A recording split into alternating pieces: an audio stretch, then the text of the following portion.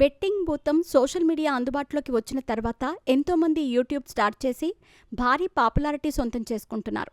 ముఖ్యంగా లక్షల మంది ఫాలోవర్స్ని కలిగి సినీ సెలబ్రిటీల కంటే మరింత పాపులారిటీ సొంతం చేసుకుంటున్నారనే చెప్పవచ్చు. ఇకపోతే యూట్యూబ్లో తమకేదో మంచి కంటెంట్ అందిస్తున్నారని నమ్మిన ఎంతోమంది అమాయకపు ప్రజల ఆలోచనలను సొమ్ము చేసుకుంటున్నారు ఈ సోషల్ మీడియా ఇన్ఫ్లుయెన్సర్లు.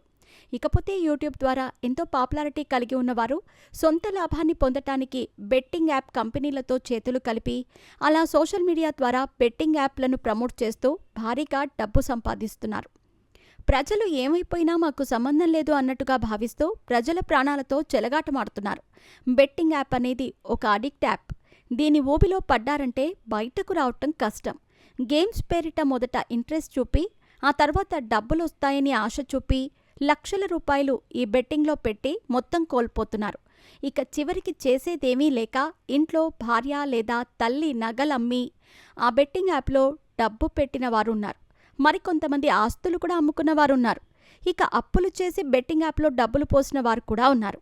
ఇలా ఎంతోమంది డబ్బులు పోగొట్టుకొని చివరికి చేసేదేమీ లేక ఆత్మహత్య చేసుకున్న సందర్భాలు కూడా ఎన్నో ఉన్నాయి. అయితే ప్రజల ప్రాణాలతో చెలగాటాలాడితే ప్రభుత్వాలు ఊరుకుంటాయా? ఈ క్రమంలోనే తెలంగాణ ముఖ్యమంత్రి రేవంత్ రెడ్డి రంగంలోకి దిగారు.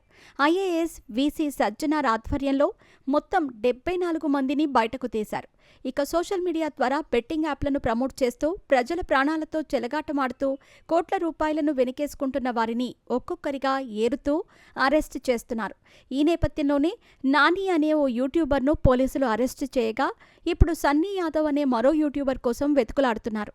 త్వరలోనే ఇతడిని కూడా అరెస్టు చేయనున్నట్టు సమాచారం. వీరితో పాటు మరో 72 మందిని పోలీసులు త్వరలోనే అరెస్టు చేసే అవకాశాలున్నట్టు సమాచారం. ఇక వీరిలో ప్రముఖ సినీ నటి విష్ణుప్రియ కూడా ఉన్నట్టు తెలుస్తోంది. ఆమె కూడా డబ్బు కోసం ప్రజల ప్రాణాలతో చెలగాటమాడుతూ బెట్టింగ్ యాప్ను ప్రమోట్ చేసింది.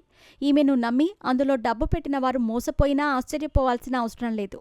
ఎందుకంటే సెలబ్రిటీలు ప్రజల మంచి కోరతారని అందరూ అనుకుంటారు. కానీ వీరు సొంత లాభం కోసం ప్రజలను పక్కన పెట్టారని పాపం ప్రజలు తీసుకోలేకపోతున్నారు. ఈ నేపథ్యంలోనే ఇక వీరందరినీ అరెస్టు చేస్తారని, మిగిలిన వారిని కూడా త్వరలోనే వెతికి వారిని కూడా అరెస్టు చేస్తామని సజ్జనార్ హామీ ఇచ్చారు. ఇక ప్రస్తుతం ఈ విషయాలు సోషల్ మీడియాలో హాట్ టాపిక్గా మారాయి.